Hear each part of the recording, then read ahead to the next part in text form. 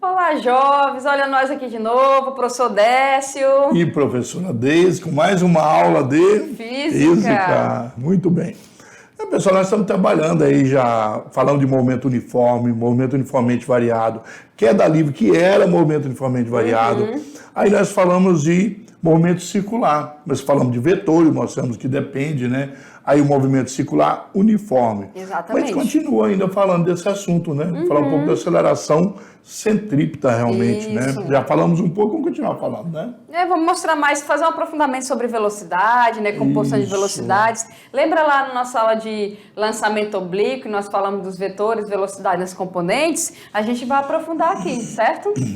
Muito bem, então vamos lá, né? Olha aí.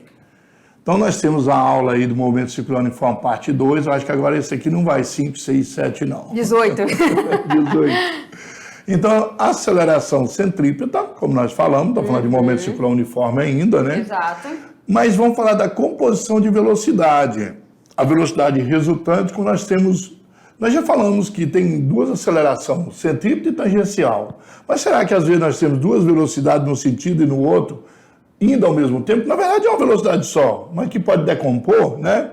A velocidade real, né? A gente pode, da mesma forma que nós podemos fazer ali a decomposição da aceleração real, a gente faz a velocidade, né, Décio? E vamos falar da independência das velocidades. Exato. Elas são independentes, né? São como as mulheres hoje em dia, todas independentes. Imagina, já tem um bom tempo já, né?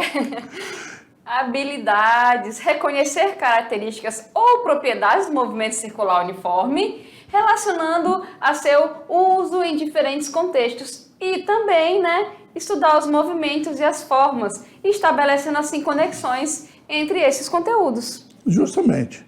Bom, aí tem a primeira, mudou um pouquinho da curva, né? Ó, o motorista passou direto em uma curva. E nesses MotoGP acontece muito isso. Acontece muito, né? Eles chegam a deitar praticamente, eles encostam até o joelho deles, tem uma joelheira lá especial. Uma joelheira especial que ela gira, né? Que para encostar no chão mesmo, né? Bom, o que isso quer dizer?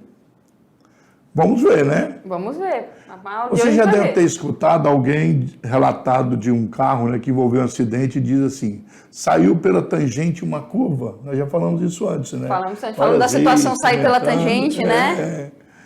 Isso, sempre que um corpo se movimenta em uma trajetória não retilínea, então age sobre ele uma força cujo efeito é alterar a sua direção. Exatamente. Se ela não é retilínea, é necessário alterar a direção para fazer uma curva, se não alterar, como aconteceu com a moto na imagem, passa direto, né? Exatamente. Então, para que o móvel possa percorrer a trajetória curva, nós temos uma força, né? Essa força é a força centrípeta. E junto com a força, nós vamos ver, pessoal, vem com nós aqui rapidinho, olha só. Nós vamos ver em leis de Newton, né, Décio, que a força, ela é diretamente proporcional aí a uma massa, a uma aceleração. Dependendo do que a gente está trabalhando, então a força centrípeta é ligada a ela uma aceleração chamada centrípeta, como nós vimos na aula passada, é aquela aceleração que muda a direção do vetor velocidade para que a partícula permaneça na curva e não aconteça o que aconteceu com o rapaz ali da moto, né? Então, vamos falar sobre todos os tipos de forças. É porque ele está falando ainda, mas o professor fala e não mostra. Tem hora certa. A próxima aula já começa falando um pouco de força. Exatamente. Vamos lá, então? É só para a gente lembrar que a aceleração centrípeta significa literalmente se dirige para o centro e ela está ali para alterar a direção da velocidade para que eu continue na curva, né? Justamente. Para que não ocorra um acidente como ocorreu ali. Certo, pessoal? Olha ali a aceleração centrípeta. Justamente. Estamos aí. Nós já mostramos direitinho que ela era perpendicular à velocidade, né?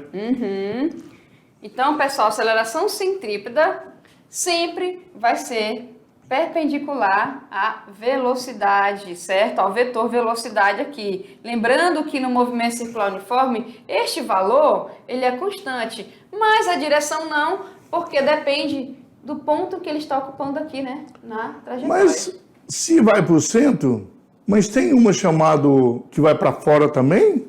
Tem. Poderia dizer sobre, então nós temos até um vídeo, né? Que a gente vai passar um tutorial agora, uma enquetezinha, sobre justamente esse momento, né? O que nós temos aí, ó?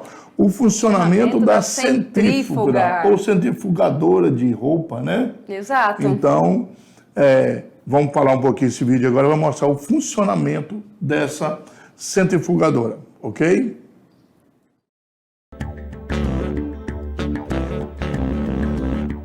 Falta de tempo. Monte de roupas cada vez maiores para lavar, torcer, pendurar. Casa fechada o dia todo. Motivos não faltam para cada vez mais pessoas investirem numa centrífuga, máquina que torce as roupas sozinha.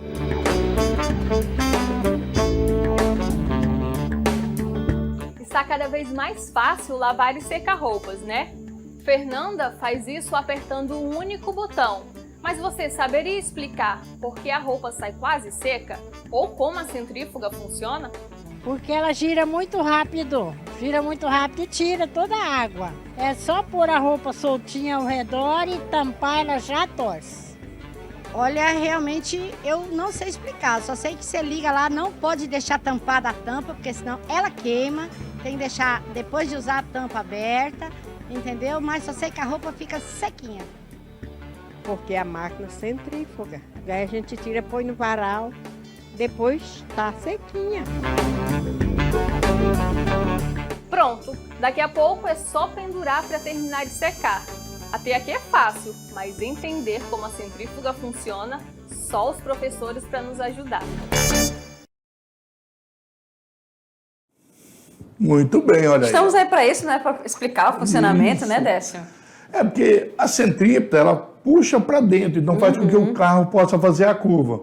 Mas quando você está lavando uma roupa, a água da roupa, você não quer que vá para dentro, ela continua ali. Exatamente. Ela precisa sair. Vai sair como da máquina? Então eu vou ter que ter uma força que supere aquela que puxe para o centro, né? Então eu vou ter que ter uma que seja maior e que empurre, certo? Para a extremidade. E nós temos essa força, não temos, Décio? Ela é a força centrífuga, né? Exatamente, de fuga, centrífuga. A gente não fala fuga, né? E na fala verdade, centrífuga. por que a centrifugadora tem aquele monte de furos? É porque quando ela está girando, a água sai pelos furos.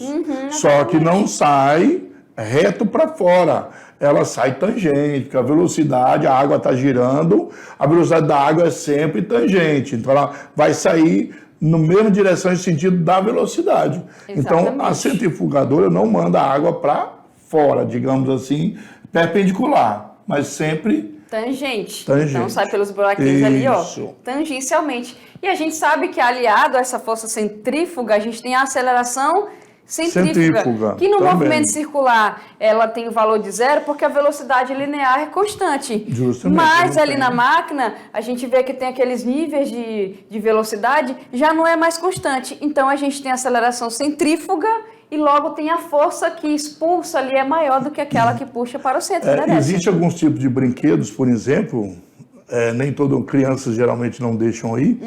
Você entra e começa a girar e depois o chão desaparece todinho. E você continua colado ali. Por que você colado naquele... É como uma máquina de lavar. A roupa cola ali, jogando a água para fora, né? Exato. Porque a água sai da roupa e passa pelos furos. A roupa não consegue. No mesmo caso do brinquedo, você fica ali sem nada no chão. Claro que quando ele estiver parando, primeiro tem que colocar o chão de piso, senão na hora que parar, a força da gravidade aí vai puxar. Já supera, né? Aí sim, entendeu? Tem esse brinquedo de impacto também. Não é muito comum, mas tem. Bacana, né? Vamos continuar então? Vamos. Então, olha bem, de acordo com a segunda lei de Newton, nós vamos estudar ainda, daqui umas 4, 5 aulas, nós vamos, né? Essa força é capaz de proporcionar no corpo uma aceleração sempre perpendicular ao vetor velocidade e orientada para o centro da curva. Estamos falando da centrípeta, né? Exatamente, centrípeta. E essa aceleração é chamada de aceleração centrípeta. É ela que provoca a variação da direção do vetor velocidade. Como nós falamos, Justamente, né? Então, isso aí é um pouco da repetição para a gente poder fixar bem, né? Isso, e ali só relembrando a equação matemática, a aceleração centrípeta, ela precisa do valor da velocidade, lá ao quadrado, dividido pelo raio. Então, a aceleração centrípeta, ela vai depender ali do raio da nossa circunferência, certo? E tá ali o que está escrevendo. A C, aceleração centrípeta, V, a velocidade escalar, no caso ali, e R o da raio da trajetória. A gente pode até relacionar, né, Décio, com a velocidade angular, é só fazer a substituição, né? V ao quadrado, né? Aí, no caso, você vai separar o R, né? E V ao quadrado é ômega R, que é ômega ao quadrado vezes R ao quadrado. Exato. Então, a aceleração centrípeta é ômega vezes R, né? Isso. Ômega ao quadrado vezes R, né? Que o R vai repetir. Ah, mas tem exemplo ali, né? Para ajudar a gente, olha só. Olha aí. Um carro move-se em uma pista circular com aceleração centrípeta igual a 5 metros por segundo ao quadrado, ok? Determine a velocidade do carro, sabendo que o raio da pista é de 125 metros. Pessoal, então olha só. Ah, a professora está pedindo ali, determine a velocidade. Quando ele coloca só velocidade, pessoal, e está falando de aceleração centrípeta, você vai calcular a velocidade linear. Porque quando quer angular, ele coloca angular com todas as letras lá, ok? Então nós queremos a velocidade linear. O que a gente tem de dado aqui, ó? Aceleração, né, Décio? Já foi dada a aceleração, né? Exatamente. E como a aceleração é V ao quadrado sobre R, se você mudar a equaçãozinha, você tem que, no caso, o R passa para o outro lado multiplicando, né? Ele está dividindo. Isso, olha aí, ó. Multiplica aqui, pronto. Né? As unidades já estão certinhas, metros por segundo ao quadrado e metros, então basta a gente fazer o cálculo dessa velocidade. Só substituição, né? Olha aí, ó. 5 vezes 125. Esse V ao quadrado, depois vai passar em raiz quadrada, multiplicando 5 por 125, temos 625, né? Que tem tirando a raiz quadrada, dá 25 metros por segundo. Até que ele está na velocidade bacana, né? Se for transformar em quilômetros por hora para comparar com o velocímetro. Então tá aí, pessoal, uma aplicação bem simples da aceleração, que depende da velocidade linear e do raio. 25 metros por segundo, nós temos aí 90 km por hora. Exatamente. Né? Tá bom. Dá pra, dependendo da vida, dá pra ser uma boa velocidade, né? para fazer uma curva de um carro, é um carro de corrida, né? Agora, carro normal não se meta não, né? Não, mas fazem, né? 90 km por hora tá tudo bem. Uma curvinha mais aberta rola, né? Então... até 160, o Mac ficou meio nervoso, mas foi feita uma curva aí. Ok, então exemplo feito, vamos continuar. Vamos lá. Olha bem, a composição de velocidade. O que é composição de velocidade? Ou separar as velocidades, né, Deise? Significa que lá ali no mesmo movimento, a velocidade real, ela pode ser decomposta em mais vetores. Então a gente tem a questão da interdependência dos movimentos. A gente vai passar a estudar isso agora. Que nem lá no lançamento oblíquo, né, Décio? Que a gente tem velocidade lá na componente X e Y. Isso, horizontal e vertical, né? Isso, é que a gente também vai trabalhar outros casos, né? Porque se você usar Pessoal, só um pouquinho aqui. Se você utilizar, na verdade, todo o movimento do jeito que ele é, as equações que vocês têm aí você estuda no ensino médio, não é suficiente. Isso. Você precisaria de equações, só vão estudar numa faculdade. Se fizerem faculdade relacionada ainda à física, a isso. Senão, não vão estudar nem lá. Então, é preciso dividir, separar, não é nem dividir, separar esses movimentos para que possa estudar eles separado, porque aí as equações são suficientes. Exato. Depois você pode juntar eles com os vetores a soma de vetores que nós passamos para vocês aí, não é isso? Exatamente. Então, vamos lá. Olha bem, o estudo da composição dos movimentos analisa movimentos que ocorrem ao mesmo tempo em direções diferentes, que senão não precisava compor, né? E são percebidos como um só. No caso do lançamento oblíquo, né? Você lança a bolinha, ela faz ali a parábola, você percebe como um movimento só. Ela tem dois movimentos, né? Exato, ela tem o movimento retilíneo horizontal e o vertical. Em nosso cotidiano, existem várias situações em que esse tipo de movimento acontece. Olha bem. Ali. Carrossel, que bonitinho, né? Nos parques de diversões ainda tem, às vezes, né? Ele é composto, pois ele é um movimento composto de dois, né? Não de um só. Olha, enquanto o brinquedo gira em relação ao eixo, os cavaleiros sobem e descem numa linha vertical.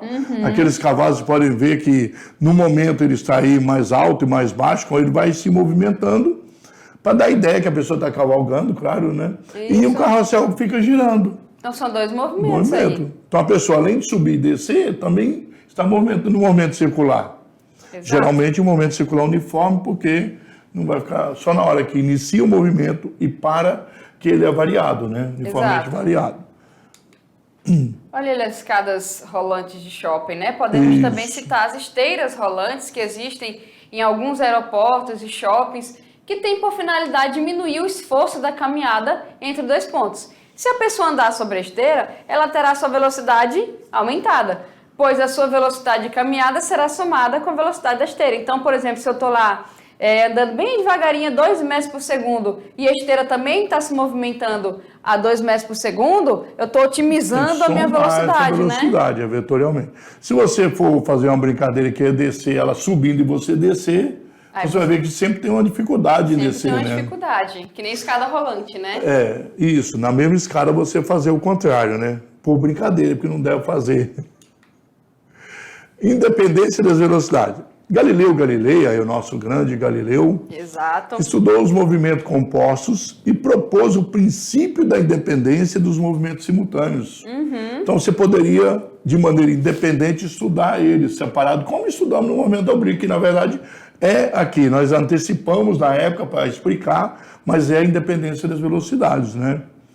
Que diz que o movimento composto por outros dois ou mais, que ocorre ao mesmo tempo, pode ter cada um deles analisado de forma independente dos demais. A diferença é que lá no nosso lançamento oblíquo, nós trabalhamos mais o cálculo da velocidade linear. A gente falou que tinha lá direções diferentes, né, Décio? A gente trabalhou mais esse valor das componentes. Agora, a partir aqui da nossa unidade 2, a gente está caracterizando aquilo como um vetor e mostrando por que aquela velocidade é vetorial. E que pode estudá-los de maneira independente, como estudamos lá. Exatamente. Né? Fechado, olha aí. Princípio de Galileu ou da independência dos movimentos.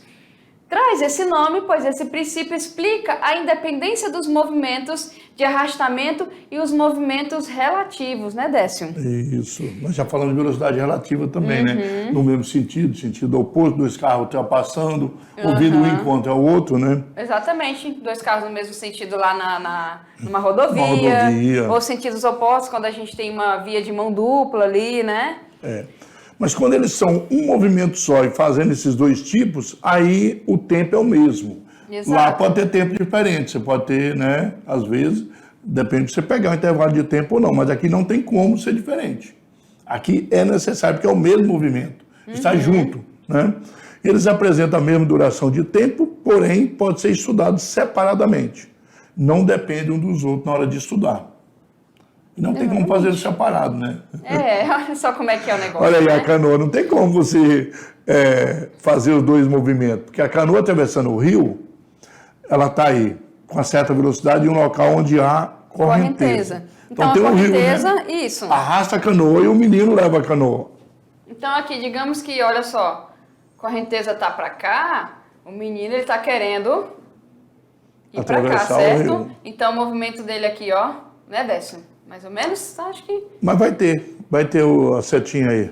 Tá? Vai ter os vetores. Então a gente vai, a partir de agora, a gente vai estudar esses movimentos da correnteza, o movimento aqui e o movimento real, né? Vamos passar a separar. Porque o garoto vai vai empurrar a canoa numa direção, né? E a água vai puxar em outra, mas ela não vai nem no garoto e nem da água, né? Exatamente, vamos ver como é que fica. Ó, primeiro, o movimento da canoa em relação à correnteza.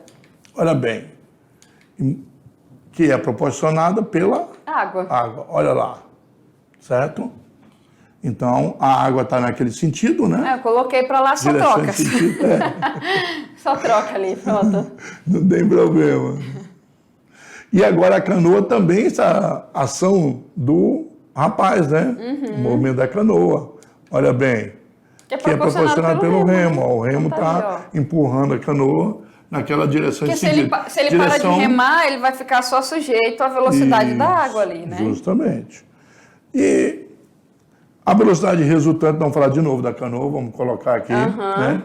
Situações como essa, em que o objeto possui simultaneamente 2 ou mais velocidades, em relação a um observador, quem está observando, claro, que é o referencial, né? Exato, tem que ter. São frequentes no dia a dia. Exatamente.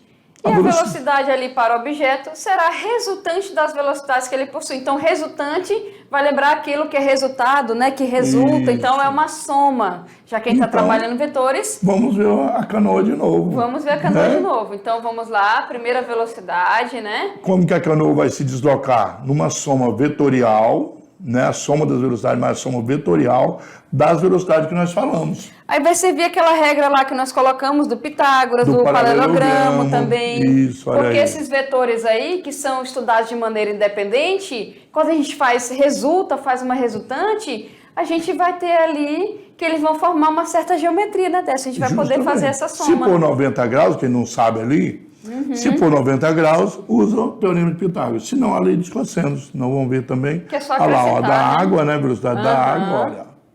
E a velocidade real. Exatamente. Olha bem, ela vai ter... Na verdade, o garoto não consegue sair onde está apontando a canoa e nem a água arrasta para o outro lado. É só fazer os paralelos, tá, pessoal? Ó, aqui, isso. É porque o tamanho é pequeno aí, né? Só pra gente fazer aqui, ó, na mesma direção, ó, só fazer uma... Justo. Aqui, ó. Só pra gente ver o ponto aqui, olha aí, ó. Então, a resultante, né, ó, na origem dos vetores, extremidade, lá no encontro dessas retas imaginárias aí, não preocupou aí, com né? o tamanho direitinho, preocupou só com a direção, porque mais tarde nós vamos medir o tamanho com a intensidade, com o vetor do tamanho correto, né? Só colocar só para ir no rumo da direção aqui, para a gente poder desenhar, né? Então, esse R aqui é resultante, que é a real, aquilo que resulta do estudo desses outros dois, né? Justamente. Então, a gente pode ver aí que a canoa, que se fosse uma água parada, um lago, por exemplo, não teria a velocidade da água. Então, a velocidade do remo é a mesma velocidade da canoa. Exato. Real. Ela ia na mesma direção e no mesmo sentido. Mas, ao mesmo tempo que ele leva a canoa tentando atravessar ali o rio naquele ponto, a água arrasta. Todo mundo sabe que vai atravessar um rio um pouco mais longo, você mira de um lado, mas só sai mais abaixo. Não tem como sair onde você mirou, né? Porque a água vai te arrastando também. O pessoal costuma nadar assim em rio também, os né? garotos que nadam aí, não no Rio Madeira, que é muito forte, não pode. Né? Mas tem o pessoal aí que atravessa o Rio Madeira. Já ouvi relatos dos ribeirinhos aí. Olha aí, conhecidas as duas velocidades independentes, nós podemos calcular a resultante das velocidades. Exatamente. Né? Que o movimento vai possuir ali, Isso. né? E existem vários métodos e aparelhos que medem tanto a velocidade de um barco como a velocidade da correnteza da água. Então, se você tem esses dois valores, a gente pode calcular a velocidade real, né, com que o barco está se movimentando. Tem vários instrumentos e a gente pode calcular também. Um exemplo, né? Com valores, para a gente calcular da canoa, com valores, ó.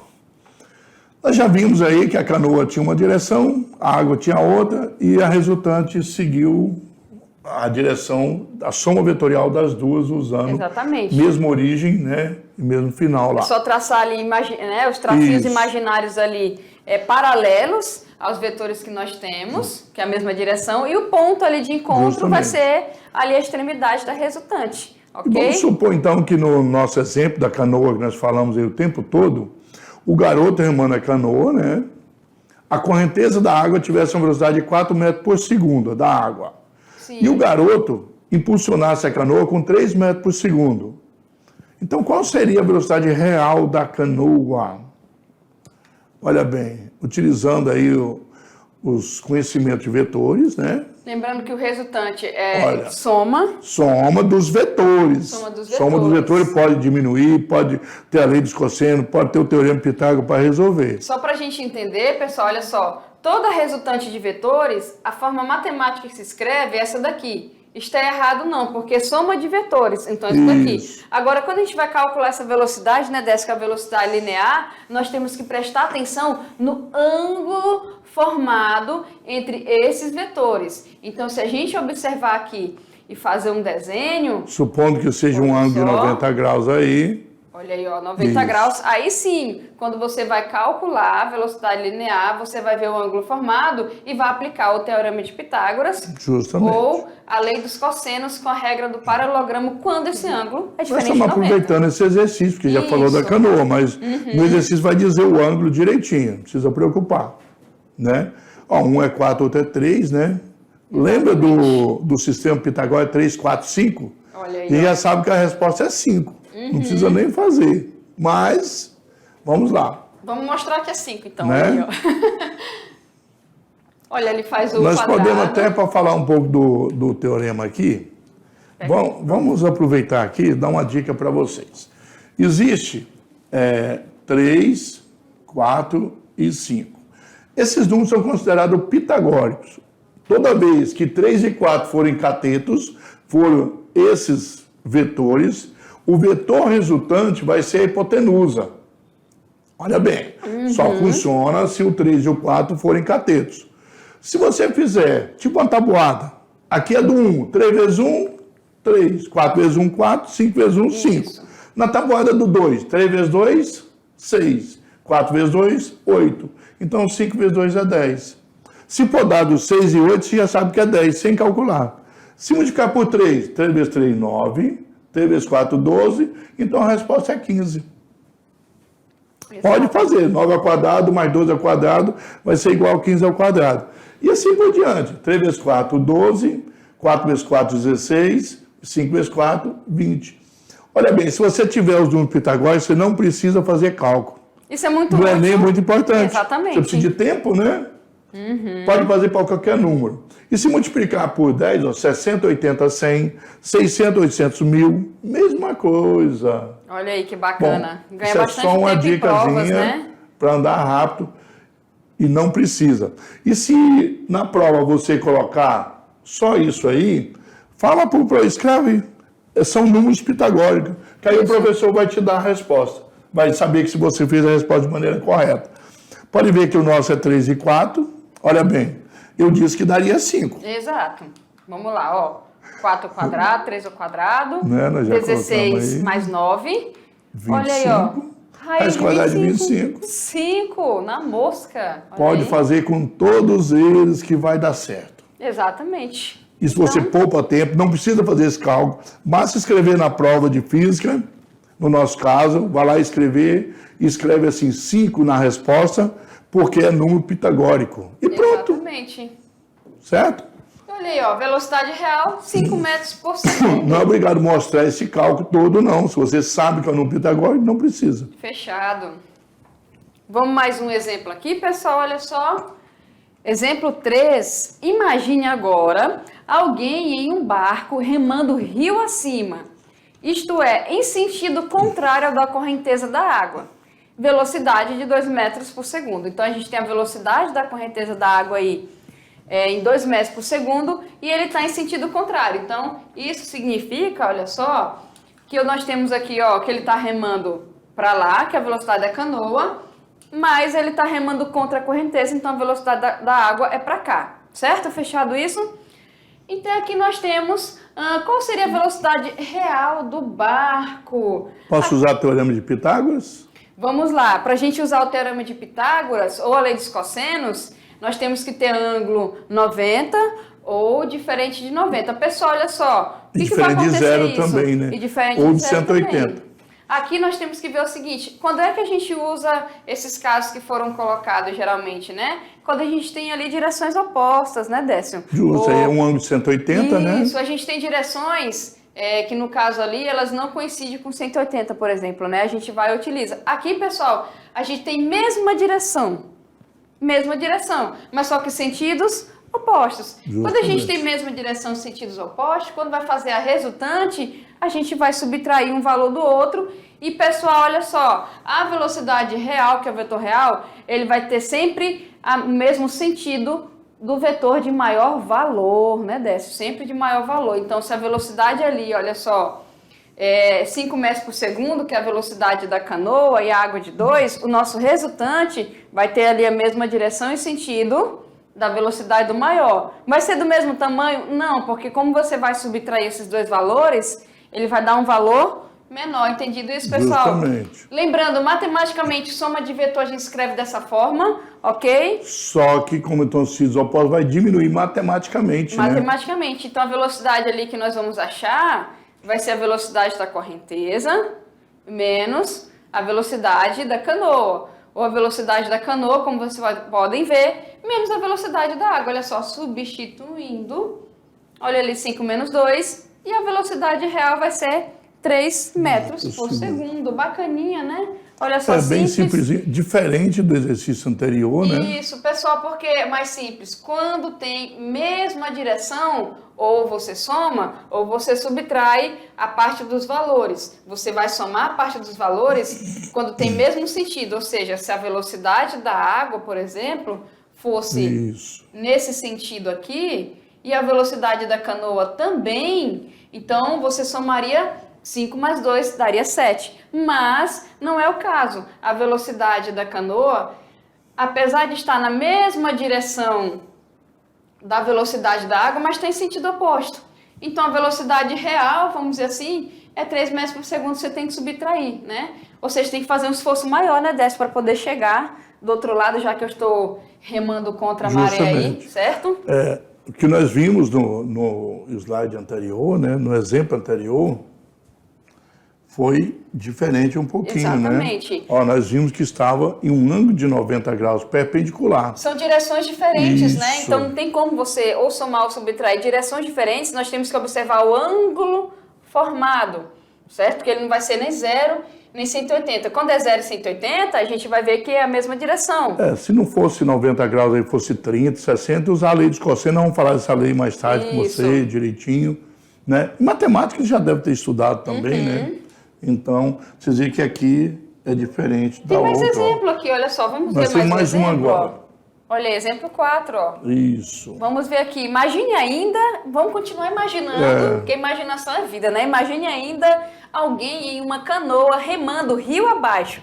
Isto é, olha só, no mesmo sentido ao da correnteza da água, com velocidade de 2 metros por segundo, mas com velocidade de 5 metros por segundo. Qual seria a velocidade real da canoa? Então aqui ficou mais fácil, né, Décio? Olha só. Agora, olha bem, a velocidade da água está descendo aí, né? A gente vê. Sentido, né? Olha lá, justamente. Ó. A canoa também, né? Mesmo sentido. Então eu estou ali remando a favor, então eu vou ter, vamos dizer assim, a minha velocidade real... A água vai te ajudar, né? Que nem lá da esteira do aeroporto, da escada rolante, no caso a água vai ajudar. Então nós temos ali mesma direção, o nosso vetor resultante, né, que a velocidade real vai ser um valor maior. Né? Vai aumentar. Não está em escala aí, claro, só para mostrar, né? Isso, só para mostrar. Então a soma dos vetores se torna uma soma matemática também. Exatamente. Né? Uma soma algébrica que a gente fala, né? Olha ali, ó. Temos quanto? 7 metros por segundo. Olha só. Então vocês viram que mudou um pouquinho, né? Mudou um pouquinho. Pessoal, então, vamos aqui, deixa eu deixar um espaçozinho em branco. Vamos relembrar os casos, Décio? Vamos lá. Vamos relembrar os casos. Pessoal, nós temos o mesmo sentido, né? Vamos conversar um pouquinho com o pessoal para a gente relembrar esse caso aí. Pessoal, vem cá com a gente, olha só. Vamos lá. Resultante de vetores é você pegar vários vetores e fazer a soma. Então, quando você escreve lá soma de vetores, você tem que colocar a representação vetorial em cima, certo? Isso. Aquilo lá é a soma. Agora, como é que a gente faz a análise? Vamos lembrar que a gente tem 2 casos básicos, certo? Mesma direção e direção diferente, né, Décio? Isso. Quando a gente considera a mesma direção, aí eu tenho 2 casos para o sentido, que é o mesmo sentido... Ou sentido oposto. Ou sentido oposto. E quando a gente considera direções diferentes, eu tenho que basicamente, pessoal, olha só, fica ligado no ângulo, porque é o ângulo que vai determinar o que eu vou utilizar, né, Décio, para fazer esses cálculos. Se for 90 graus, nós temos uma maneira simples, que é o teorema de Pitágoras. Exatamente. Acho que é muito conhecido esse teorema, né? O quadrado dos catetos é igual a soma dos quadrados dos catetos é igual ao quadrado da hipotenusa, né? Então, a hipotenusa ao quadrado é igual a um cateto ao quadrado mais o outro cateto ao quadrado. E quando for diferente de 90? Aí nós temos, sendo diferente de 0 a 90, entre 0 e 90, nós temos a lei dos cossenos, que não colocamos para você, mas vocês têm aí matemática. Vou escrever lá para eles darem uma olhadinha? Se liga lá no quadro, pessoal, olha só, vamos escrever a lei dos cossenos para vocês aqui. Então vamos lembrar, 90 graus, essa velocidade aí real... ela é a soma dos catetos. Então, eu vou colocar aqui 1, certo? E 2, correto? Isso aqui é para ângulo de 90, fechado? Agora imagine, porque o cosseno pessoal, de 90, né? Nós temos ali que o cosseno de 90 é zero e vai eliminar a outra parte, não é isso? que outra Por parte é isso essa que que a gente vai eliminou. colocar aqui, ó? Gente, essa outra parte, eu vou até colocar de outra cor, peraí. Essa outra parte é justamente relacionado ao que o professor Décio falou. Então vai ser, ó, mais 2 vezes a velocidade 1, vezes a velocidade 2, e o cosseno do ângulo. Não vezes o coube. cosseno do ângulo aqui, certo? Deixa eu reescrever que eu não gostei não. Menor, peraí. escreve menor aí embaixo. Vamos escrever menor aqui. Então vamos lá, olha só, Pitágoras.